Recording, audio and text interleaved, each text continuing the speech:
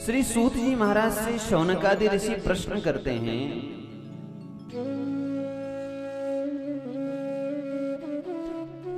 आपने शिव महापुराण की महिमा गाई, शिव महापुराण की इतनी महिमा कैसे है? तो सूत जी ऋषियों से कह रहे हैं, एक बार की बात है, 6 कुलों के ऋषि जिनका आपस में विवाद हो रहा था कि सभी देवताओं में सभी श्रेष्ठ देवता कौन है, आपस में संवाद हो रहा था। जैसे समाज में भी लोग कहते हैं ये देवता बड़े, ये भगवान बड़े। तो उन 6 कुलों के ऋषियों का आपस में विवाद हो रहा था, तो सबने कहा चलो ब्रह्मा जी के पास जाते हैं। 6 कुलों के ऋषि मिलकर के ब्रह्मा जी के पास गए, ब्रह्मा जी से अपनी बात रखी। तब ब्रह्मा जी ने उनको जो उपदेश किया, सूत जी महाराज कह रहे हैं वही उपदेश में आप लोगों को बता रहा हूं। ब्रह्मा जी कहते हैं, यतो वाचा निवर्तन्ते अप्राप्य मनसा सह,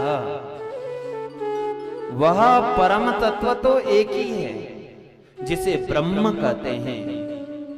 बृहणत्वात् ब्रह्मत्वात् ब्रह्म इति उच्यते, या ब्रह्मत्वात् बृहणत्वात्, जो व्यापक है उसे ब्रह्म कहते हैं, जिसका कहीं अभाव नहीं है वो ब्रह्म तत्व है, और वही सत्य है, वही सच्चिदानंद स्वरूप है, उसी के अनेक नाम हैं।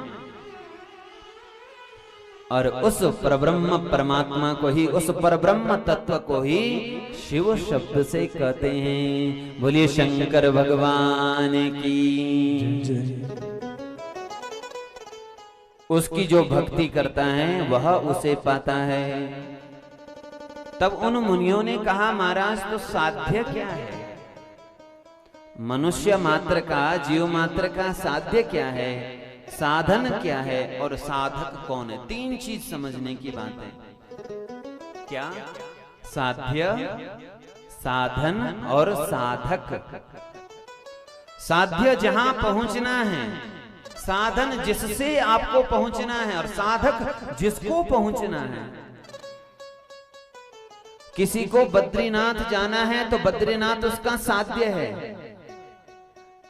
गाड़ी से जाना है तो गाड़ी उसका साधन हो गया, या विमान से जिससे जाना है वो हो गया साधन, और जो जाने वाला व्यक्ति है उसे कहते हैं साधक। तो वास्तव में साध्य क्या है, साधन क्या है और साधक कौन है? जब ऋषियों ने ये पूछा तो ब्रह्मा जी ne कहा, साध्यम शिव पद प्राप्ति, साध्यम शिव पद प्राप्ति, साधनम तस्य सेवनम। साध्य है, साध्यम शिव पद प्राप्ति। साध्य क्या है? भगवान शिव के पद की प्राप्ति, यानी भगवान शिव के लोक की प्राप्ति, या ये कहें भगवान शिव की प्राप्ति ही साध्य है। तो साधन क्या है? साधनम तस्य सेवनम, साधनम तस्य सेवनम। साधन है उनका सेवन, उनकी सेवा, उनकी भक्ति, उनकी आराधना, यह साधन है।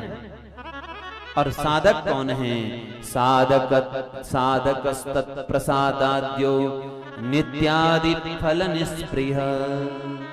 साधक वो है जो उस परम तत्व शिव को पाना चाहता है, और जिसके मन में शिव को छोड़ करके और कुछ भी पाने की इच्छा नहीं है, वही साधक है।